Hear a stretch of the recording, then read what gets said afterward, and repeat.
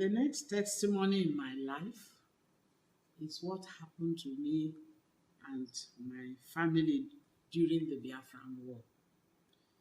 Now, sometime in May 1967, I had gone to Warri from Lagos because whilst I was in Lagos, the rumors of war and all those things were happening, and a lot of Easterners were being killed in northern Nigeria.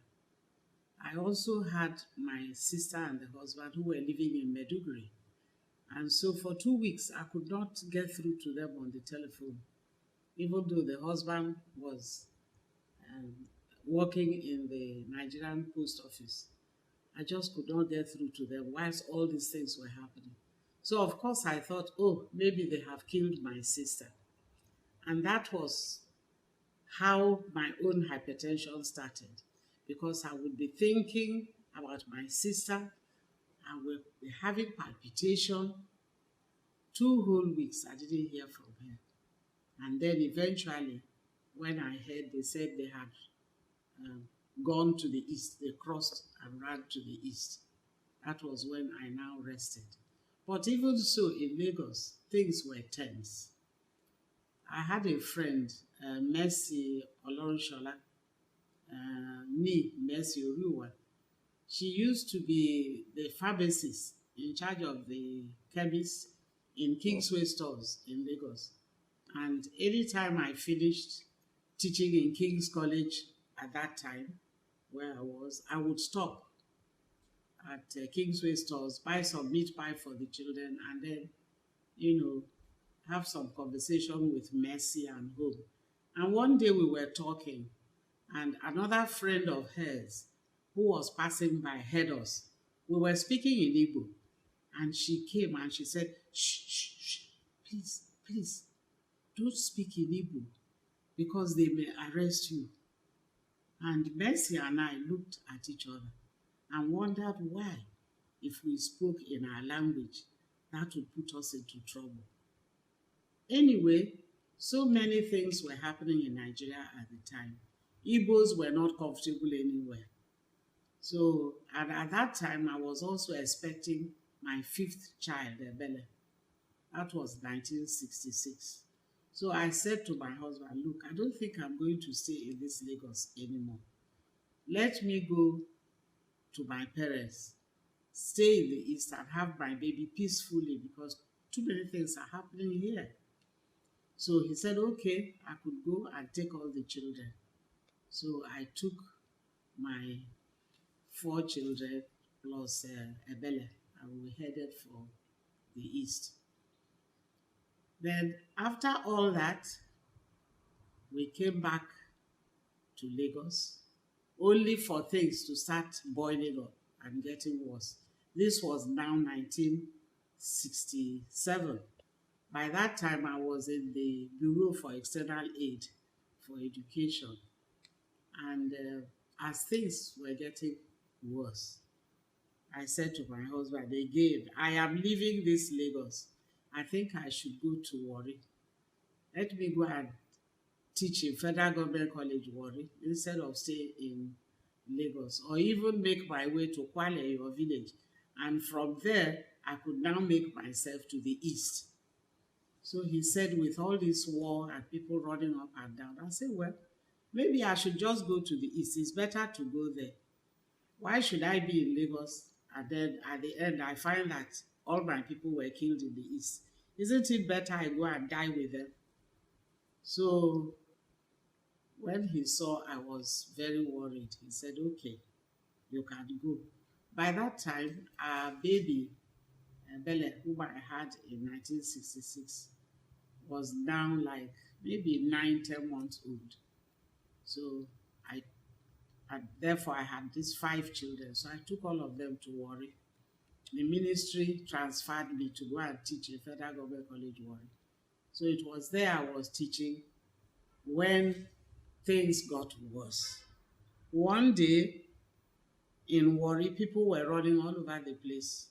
What has happened? They said, oh, soldiers in town, soldiers in town. And then we discovered that they were Biafran soldiers. They had crossed from the east to Asaba and had reached Warri. Before we knew it, right inside Federal Government College, Warri, I heard footsteps, pram, pram, pram, soldiers marching with their boots into the compound. The school had just closed for a holiday. The principal, who was a British man, had gone home. The vice principal, Mr. Imana, was there. His house was next to the principal's house. And I was next in seniority to Mr. Imana. My house was also next to his own.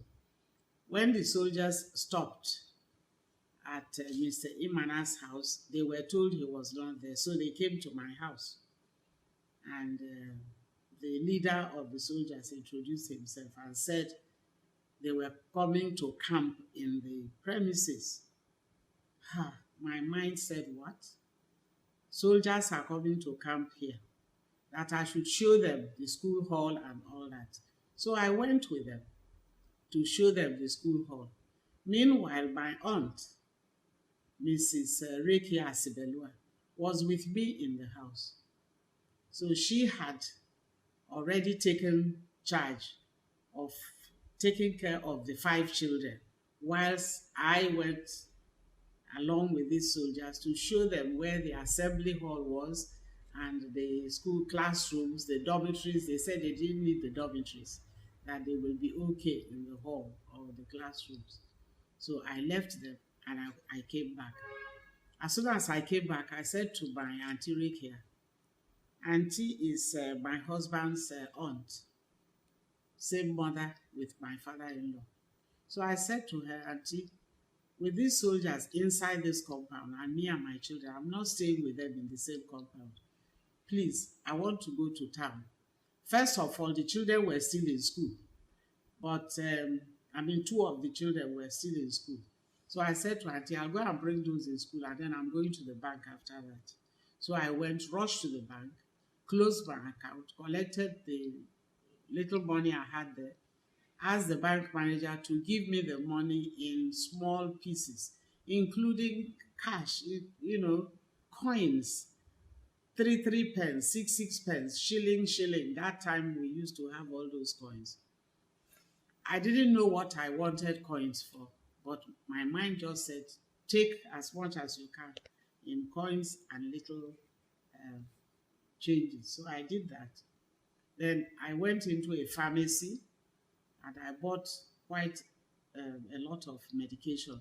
I had already bought medication for diarrhea, for teething, for all sorts of things earlier on, because my husband was building a house in Kwale. And anytime he came to Warri, we would go to Kwale together for the weekend, and I will carry these things I had been buying. I bought 5 bags of salt. I bought 2 bags of onions, and we were drying them so they had become quite dry. Then we carried them to Kwale. I bought groundnut oil. I bought cartons of sardine, corned beef, bags of rice. I was just carrying everything to Kwale each time. And any weekend, my husband came and we went to Kwale. And he was saying to me, why are you buying all these things and carrying them to Kwale? Are you opening a supermarket in Kwale or something? So I said, no, I don't know. That the way things are going, if really there is war, that I would like to cross to Biafra to join my people, and I would like to take some of the salt and foodstuff and medication over there. So that's how I apparently prepared myself for what was to come. So on the day that these Biafran soldiers now came to the compound, I bought the last things I needed to buy, cough mixture, all sorts of things. And I came back to the house. I said to Auntie, let's move. Let's go to Kwale. So this was like 5 p.m. that day. We just packed 1 or 2 suitcases with the children's things, just threw them in. 1 suitcase for myself.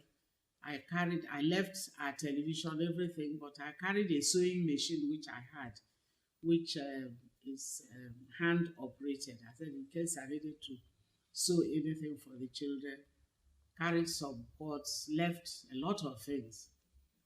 But what I did was to put all those things in a central room in that house, locked up that room, and then the rooms that were sort of looking out, I opened the curtains. I don't know why I did that. The carpet, I folded the carpet and hid at a corner. Then opened opened the curtains so that if you look from outside, you would think that the house was, you would see the house really empty, sort of. So by 5 o'clock, we left for Kwale. And then from there, we stayed every day, one thing or the other, rumors of war. The war was raging at Onitsha and Asaba end. And before we knew it, they said Nigerian soldiers had marched to Ore to wait for Biafran soldiers who were also marching towards Lagos. But the Nigerian soldiers met them at Ore. Once they were in Bendel, that time Bendel, once they were in Bendel, there was relative peace because they were not looking for civilians or anybody. People were just going about their business. Nothing happened. And so that was how, at that point, we managed our lives in Kwale. We had enough food to eat. Some neighbors, when their children were sick, they would come and cry for me. Fortunately, I had a lot of medication for children, for adults, for diarrhea, for this, for that. So I became a pharmacist without knowing it. I was, with prayer and everything, I was able to use some of the drugs I had bought for my children. I was using it for them.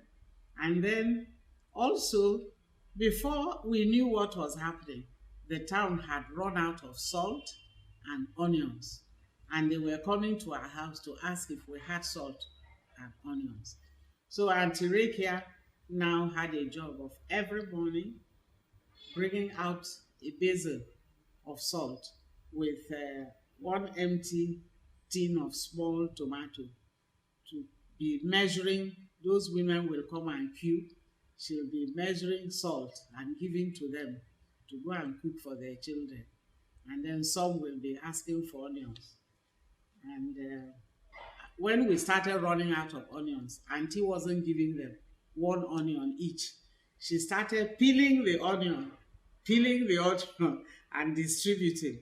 But that was how we were able to help a lot of children in the village, with their parents. That is part of the story of the Biafran war. There's plenty to come, plenty.